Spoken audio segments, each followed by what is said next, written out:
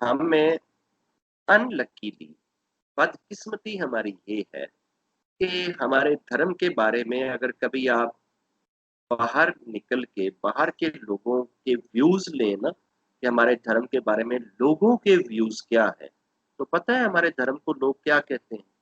Hinduism is the ism of stories.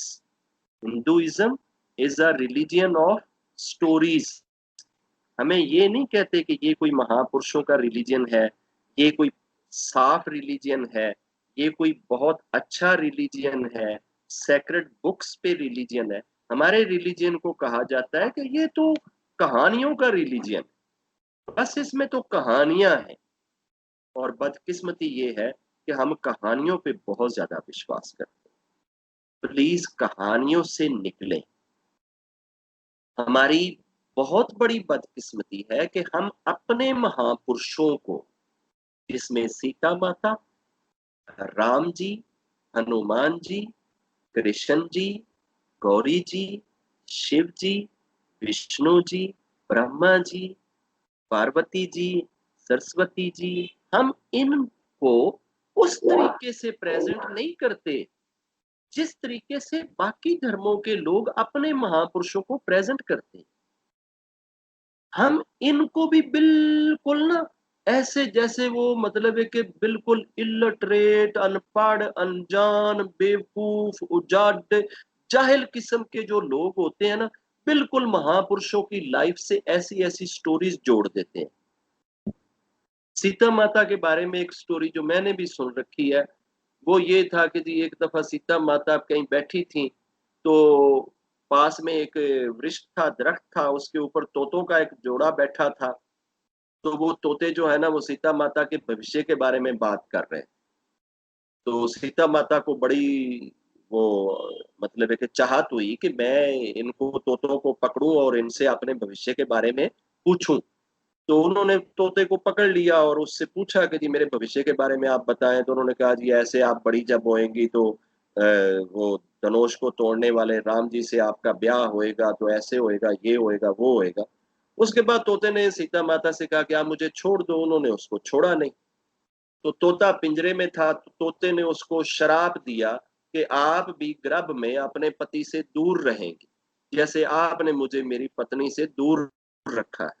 तो बस जी वो तोते का श्राप आया और जनाब सीता माता जो है ना, वो अपने मृत्यु के टाइम पे वो अपने पति के पास नहीं थी, और वो जो है ना वो इस तरीके से। व्हाट अ नॉनसेंस यार!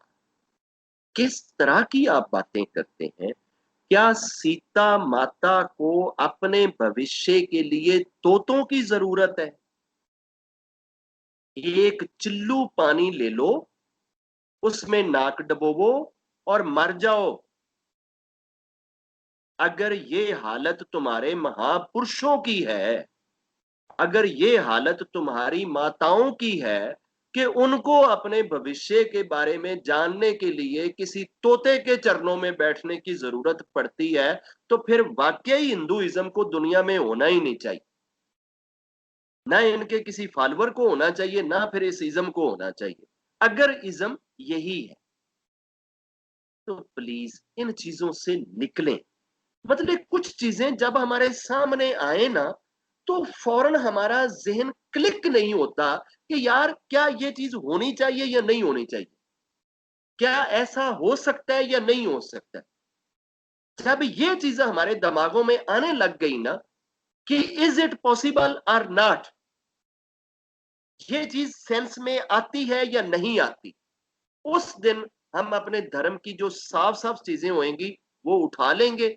और जो इस तरह की हमें गंद निचोड़ के हमारी झोलियों में डाला गया है, हम इससे भाग जाएंगे। मैं जो रियलिटी है उसके साथ आपको आगे चलाना चाहता हूँ। रब से दुआ है कि रब हमें धर्मों की जो एसेंस है उसके साथ जोड़े, जो असल है उसके साथ जोड़े। बाकी जितनी गर्दो गुबार है ना, ये हर स्टोरी के साथ जब तक उसके साथ कोई 5 किलो मट्टी नहीं ना गाड़ते, उस वक्त तक स्टोरी को आगे नहीं चलने देते। हर स्टोरी के अंदर कुछ ना अपनी उन्होंने लुच तड़ा हुआ है। हर स्टोरी के अंदर अपना लुच बीच में घुसेड़ते हैं, फिर वो स्टोरी को आगे चलाते हैं। तो प्लीज इन चीजों को आइडेंटिफाई किया करें। अब ये सारी जो सीख आपको दी है, ये सीख इसलिए दी है कि आपकी आंखें खुल जाएं, आपके कान खुल जाएं।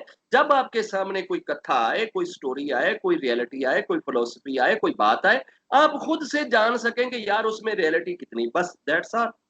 उसके बाद आपको समझ आ जाएगी कि रब की तरफ से क्या है और किसी झूठे और फराडी की तरफ से क्या है। झूठे और फराडी की बात और रब की बात आपको फौरन समझ आ जाएगी कि यार इसमें इतनी सच्चाई है, बाकी ये जितना कुछ है ना ये सच्चाई नहीं। चाहे वो होवे पे उन छड़ दो, जो जो चीज ठीक है उसको स्वीकार कर लो, बाकी को डिस्कार्ड कर दो। चले बच्चों, आप सबके लिए बहुत सारी दुआएं और बहुत सारा प्यार। जय